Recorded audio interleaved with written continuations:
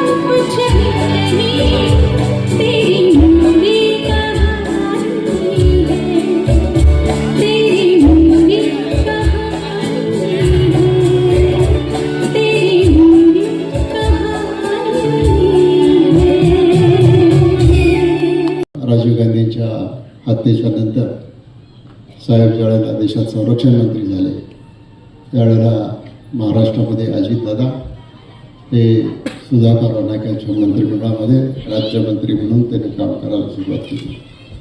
त्याच्या आधी त्यांना लोकसभेची निवडणूक लढवायला लागली होती. मग पवारसाहेब दिल्लीला गेले, अजितदादा विधानसभेमध्ये आले आणि विधानसभेमध्ये आल्याच्या नंतर अजितदादांनी कधीच मागं पाहिलं नाही. मग त्याच्यामध्ये निवडून तर आले ती माझ्यासारखंच 8 वेळेला, परंतु राज्याच्या विविध खात्यांचा मंत्री म्हणून काम करत असताना, पक्षाची जबाबदारी पार पाडत असताना, लहानातल्या लहान कार्यकर्त्यापासून मोठ्यातल्या मोठ्या कार्यकर्त्याला, मग इंडस्ट्रियल हाऊसेस असतील, साहित्य असेल, कला असेल, संगीत असेल, क्रीडा असेल, या सगळ्या क्षेत्रामध्ये अजितदादांची अतिशय उजवी आणि भरीव अशी कामगिरी राहिलेली आहे. आणि राज्याचे अर्थमंत्री म्हणून, राज्याचे उपमुख्यमंत्री म्हणून त्यांनी 4 वेळेला त्यांची निवड झाली. एक अतिशय चांगलं काम त्यांनी त्या ठिकाणी करून दाखवलं आणि दादांच्या हातून खूप मोठं काम या महाराष्ट्राला भविष्यात बघायचं होतं. परंतु ती संधी एकदा आली होती गेली. एकदा यशवंतराव चव्हाण साहेबांच्या आयुष्यात सुद्धा संधी आली होती पंतप्रधान बनण्याची. एकदा पवार साहेबांच्या आयुष्यामध्ये सुद्धा संधी आली होती पंतप्रधान बनण्याची. आणि अजितदादांच्या आयुष्यामध्ये सुद्धा आली होती संधी मुख्यमंत्री बनण्याची. परंतु ती संधी गेली. आता जे गेलं त्याच्याबद्दल काही खेद नाही, खंत नाही, काही नाही. शेवटी आपल्या नशिबात जे असेल तेच होईल असं दादा नेहमी आपल्याला सांगायचे. समय से पहिले भाग ऐसे अधिक कमी किसी को कुछ नहीं मिलता, ही त्यांचं एक नेहमीचं वाक्य असायचं. आणि त्या दादांनी आज एवढं मोठं काम करून दाखवलं की विचारता सोय नाही. आज खरं तर स्वर्गीय अजितदादा पवार यांची जयंतीच्या निमित्ताने खरं तर आज गडकरी रंगायतन येथे कुठला आपला वसंत डावखरे फाउंडेशनच्या वतीने आज संगीतांचा कार्यक्रम खरं तर इथे आयोजित केलेला आहे. आणि इथे आपले आयोजक आहेत प्रमोद डावखरे साहेब. आणि मला वाटतं अशाच प्रकारचे अनेक कार्यक्रम ठाण्यामध्ये आज सकाळपासूनच सुरू आहेत. दादांना पुन्हा एकदा मी श्रद्धांजली वाहते. धन्यवाद. आपली उपस्थिती आहे. ॲक्च्युली आज दादांची जयंती, दादांचा आजचा जन्मदिवस, वाढदिवस म्हणून सातत्याने या महाराष्ट्रामध्ये अतिशय उत्साहामध्ये साजरा होत होता. परंतु कर्मधर्म संयोगाने आज आपल्याला जयंती साजरी करावी लागते. याच्यातच निश्चित प्रकारे महाराष्ट्रातल्या तमाम जनतेचं दुःख आपल्याला दिसून येते. वास्तविक पाहता या कार्यक्रमाच्या निमित्ताने प्रबोध डावखरे यांच्या वतीने या जो कार्यक्रम आयोजित केले ती दादांना खरी आदरांजली, श्रद्धांजली ठरेल. साहेब, आपण देखील जे राष्ट्रवादीत होता त्यांचा अनुभव एक काय सांगाल? पवार कुटुंबांच्या बरोबर 50 वर्ष काढलेले आहे. त्यामुळं पवार कुटुंबाबरोबरचे असणारे अनुभव हे अतिशय सुखद आहेत. त्यांची काम करण्याची पद्धत, त्यांची वेळ जपण्याची पद्धत, कामामध्ये जो प्रश्न असेल तो प्रश्न सोडवण्याची पद्धत ही अतिशय वेगळी आहे. परंतु आताच्या काळामध्ये तो प्रकार आपल्याला बघायला मिळत नाही. वसंतराव डावखरे फाउंडेशनचे अध्यक्ष प्रभू डावखरे यांनी दादांची जयंती आज साजरी करण्याचा कार्यक्रम या ठिकाणी केलेला आहे. अत्यंत गोड गोड आठवणी दादा या ठिकाणी देऊन गेलेल्या आहेत. खरं तर ठाण्यात शिंदे कुटुंब आणि पवार कुटुंब हे संपूर्ण राजकारणामध्ये एक वेगळं समीकरण आणि वेगळं नातं आमचं कुटुंबाचं नातं आहे.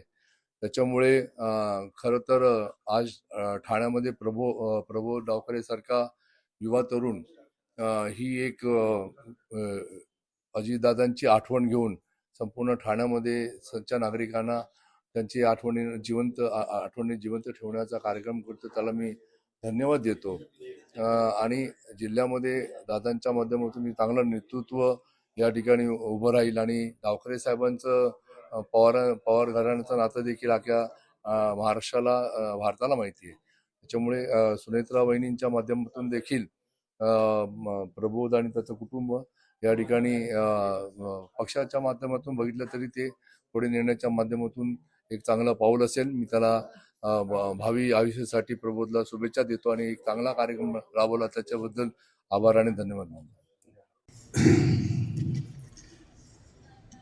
आजचा हा अविस्मरणीय दादा हा कार्यक्रम केवळ एक संगीत कार्यक्रम नाही, पण स्वर्गीय अजितदादा पवार साहेबांना त्यांच्या कार्याला, विचाराला आणि त्यांच्या हे प्रेरणीय जे जीवन होतं त्याला वाहिलेली भावपूर्ण आदरांजली आहे. माझ्यासाठी हा क्षण अत्यंत भावनिक आहे. माझे वडील श्री स्वर्गीय वसंतराव डावखरे, त्यांना या ठाणे शहराने भरपूर काय दिलं. अत्यंत गरिबा घरातून जन्म झालेल्या माझ्या वडिलांना या ठाणे शहराने पहिले महापौर बनवलं, त्याच्यानंतर त्यांना MLC दिली, आमदारकी दिली, त्याच्यानंतर डेप्युटी चेअरमॅन 3दा झाले. हे सगळं कुठेतरी आम्हाला एक ठाणेकरांसाठी एक मनपूर्वक एक त्यांच्यासाठी जे एक इमोशन्स आहे किंवा जे भावना आहेत ती मला जे पहिले समाजकारणामधून होते ते आता त्यामुळे मी राजकारणात आलो. राजकारणात येताना कुठला पक्ष निवडायचा ते हा जरूर एक क्वेश्चन होता. तर माझ्या वडिलांनी एकदा सांगितलेलं की पक्ष भरपूर असतात, कोणाकडे संघटन आहे, कोणाकडे सेना आहे, पण राष्ट्रवादीकडे परिवार आहे आणि हा आपला परिवार आहे. तर राष्ट्रवादी ही माझ्यासाठी परिवार आहे, हा एक पक्ष नाही आहे. अजितदादा हे केवळ मोठे राजकारणी नव्हते, तर ते शिस्तप्रिय, दूरदृष्टी असलेले आणि सामान्य माणसाशी मनाशी जोडलेले एक व्यक्तिमत्व होते. नुसतं एक सामान्य कार्यकर्त्याला पण मनाशी जोडलेले नेते असे जाम कमी मिळतात. ते आम्हाला राष्ट्रवादीमध्ये मला त्यांच्यासोबत जास्ती काम करायचा काही अवसर तर नाही मिळाला, पण आज मी हे सांगू इच्छितो की आज अजितदादा नाही आहे, पण आज आमच्याकडे 2 अजितदादा आहेत. एक आहे जय पवार आणि एक पार्थ पवार.